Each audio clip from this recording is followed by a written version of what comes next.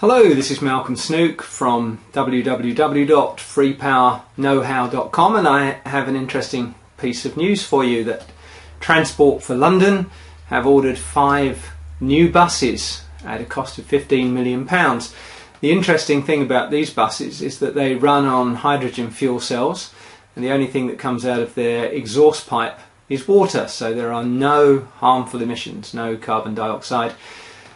And it sounds very good, doesn't it? The interesting thing about these 5 buses is that they're being built in Ireland, which is just 350 miles roughly from London, so that sounds pretty good. But when the buses are built, they're going to ship them to San Diego. That's well over 8,000 miles away, to have the engines fitted.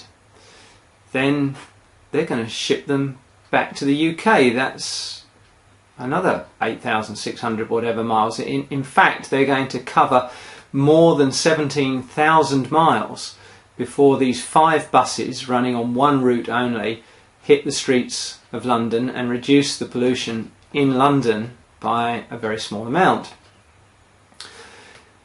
They're not shipping the engines to Ireland to be fitted, engines being much smaller than buses. They're shipping the buses to San Diego and back. Now, a container ship puts out 2,000 times more pollution than a diesel truck, or the same amount as 2,000 diesel trucks if you prefer. It uses 30 times more fuel per mile than a normal car. So the carbon footprint that these buses will have created before they ever reach London will be huge, and kind of defeats the object, really, doesn't it? Now, I'm all for these projects and the learning curve that we're on, but I'm slightly worried about the science. I do think there is potential for hydrogen fuel cells, but when I was at school, I kind of learnt that nothing was for nothing. People had been chasing the goal of perpetual motion for hundreds of years, and it seems to me that if it uses as much or more energy to separate out the hydrogen in the first place to power the vehicles, then we're still in deficit.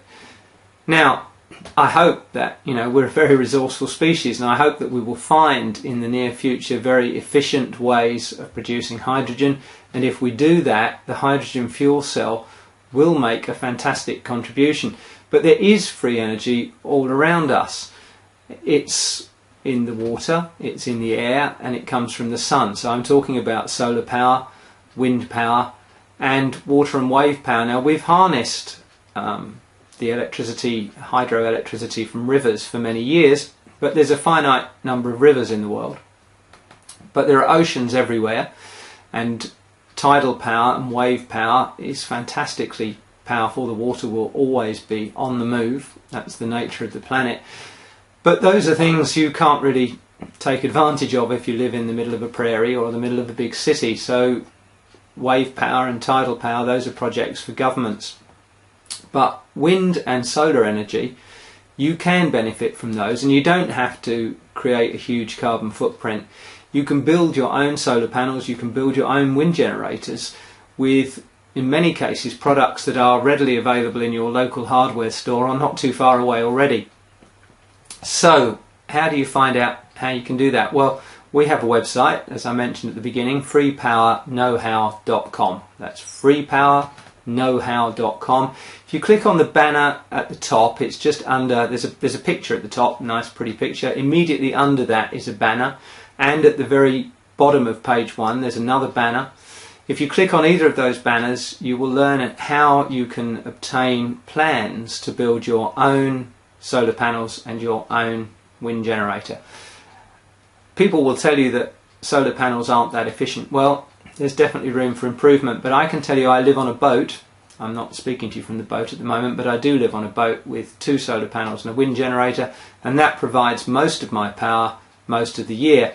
Now, running a house is a different kettle of fish, as they say, but you can reduce your electricity bill, and therefore your dependence on coal-fired or nuclear-fired whatever your local power station or your nation uses to produce power for its national grid, you can reduce your dependence on that quite dramatically by installing solar panels and wind generators.